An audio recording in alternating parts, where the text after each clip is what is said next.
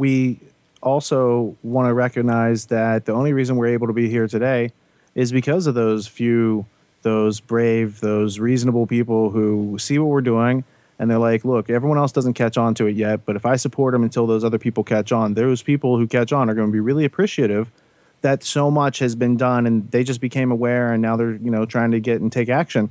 That we've been consistent the whole time. And it's like, regardless of whether or not there's some donations coming in or there's not, it doesn't really change our activities. We are still doing what we're doing because we feel strongly in our hearts that it's the right thing to do at this point in history, given the extensive amount of information and credible evidence that paints this out. And backed by the fact that our education system was undermined, backed by the fact that the media from whom everyone is taking their so-called news is part and parcel with the same group trying to internationalize America and change the attitudes, behaviors, values, and beliefs of everyone in it without their knowledge. I'm saying if what they're doing is so good, why can't they do it out in the open? I'm saying if what they're doing is so good, why do they have to lie to us? Because if we knew the truth, we would effectively resist as individuals. And that's what they don't want. They need individuals under control as a herd. Otherwise, they can't really manage us effectively. We become too expensive to keep as livestock.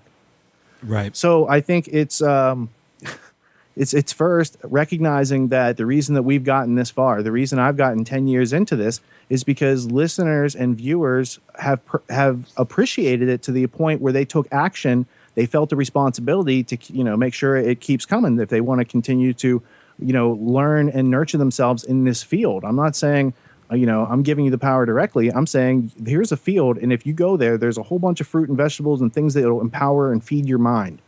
It's about cooking up nutritious meals for the mind in an environment that doesn't seem to think very much of everyone else's mind because they treat everyone like they're stupid.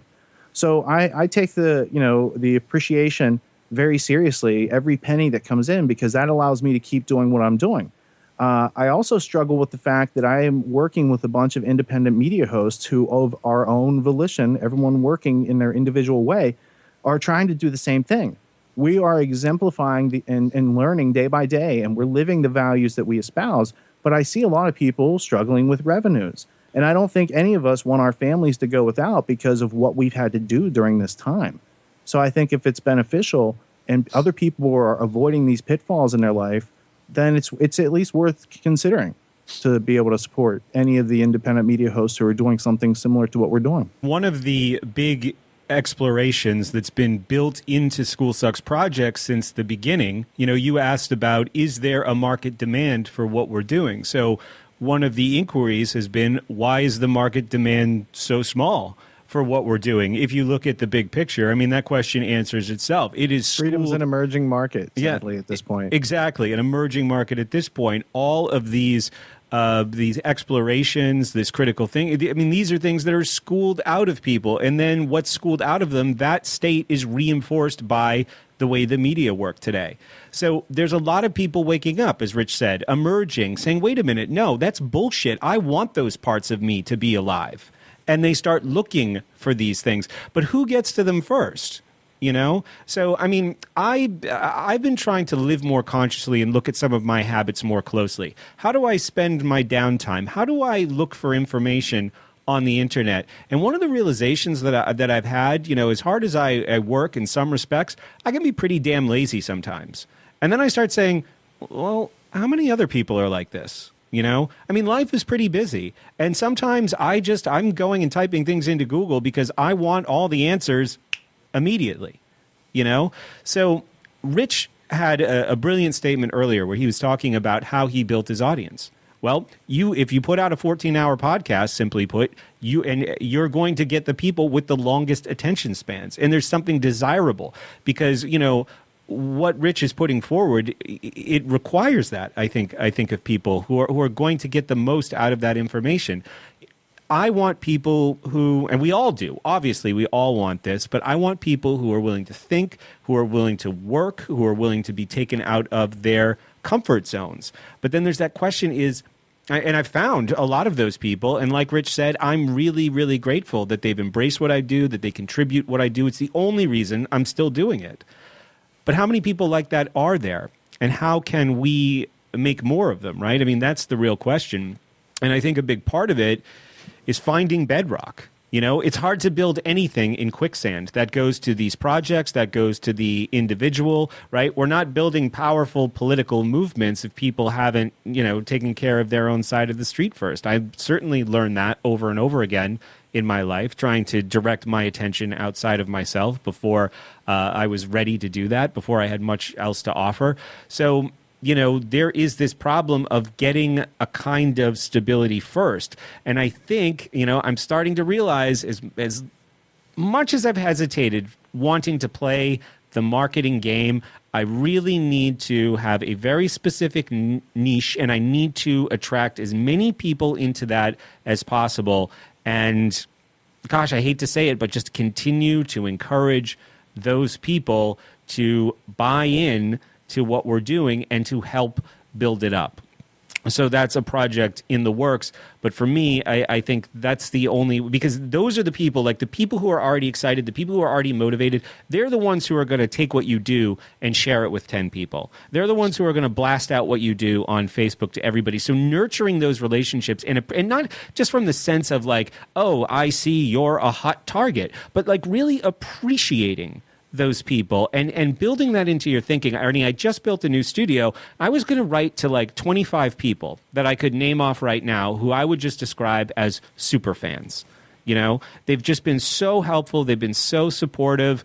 They've done anything that I could ask of anybody. I don't even like calling them fans, right? Because they're kind of they're the strong pieces in that bedrock that I'm trying to build. And I was going to send them messages and just say, hey, can I put up pictures of you on the wall that I face while I record? Not to be creepy, but just to be reminded that the people that I'm looking for are out there.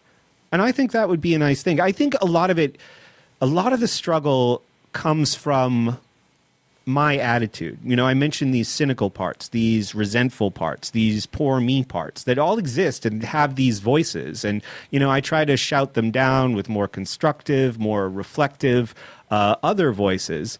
But, hearing them and then just trying to, continuously make an effort to improve my attitude. There is something about doing this that's like, there is, after all this schooling, it's like, you're not supposed to be doing that. You're supposed to have a job, you're supposed to be contributing to society. Like, that's all silly. But, those lessons, I think I've overcome them. But it doesn't mean there isn't still this touch of emotion that exists sometimes that's affecting my attitude in a negative way. So for me, it's very personal what I'm doing. Now, there obviously are constructive actions that I can take that are going to affect other people, but for me, it really starts with my attitude. I'm so scattered on so many things because I see the opportunity to inspire people on so much stuff.